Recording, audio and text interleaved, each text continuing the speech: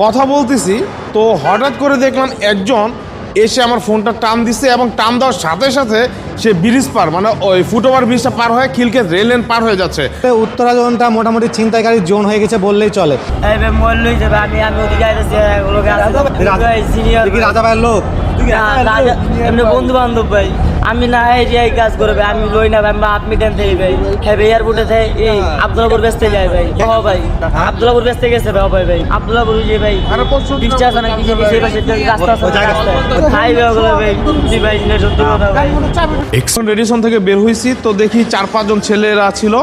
তো থাকার পরে আমি জিনিসটা এত বেশি মানে কিউরিয়াসিটি ভাবে নেই, কারণ মানুষ থাকতেই পারে, এর যেহেতু একটা আপনার রেডিসন এরিয়া। তো আমি যখন ফোনটা বের করছি কথা বলতেছি, তো হঠাৎ করে দেখলাম একজন এসে আমার ফোনটা টান দিচ্ছে এবং টান দেওয়ার সাথে সাথে সে ব্রিজ পার মানে ওই ফুটওভার ব্রিজটা পার হয়ে খিলক্ষেত রেল লাইন পার হয়ে যাচ্ছে।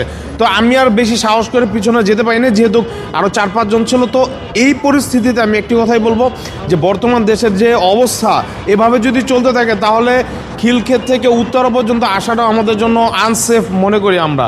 তো আমি সরকারের কাছে রিকোয়েস্ট করব যেন তারা এই জিনিসটা এবং এই দিকটার প্রতি একটু নজর দেয় এবং বর্তমান যে পরিস্থিতিটা অনেক ঘোলাটে সেটা যাতে একটু অগ্রসর করে।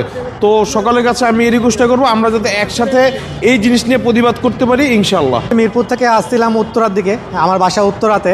তো আসার পথে আমি রাস্তায় দেখি যে এক ভাই এবং আপু রাস্তায়, ভাই আপুটা কান্নাকাটি করছে। তো ঘটনা শুনতে চাইলে সে বলে যে ফোন ছিনতাই করে নিয়ে চলে গেছে।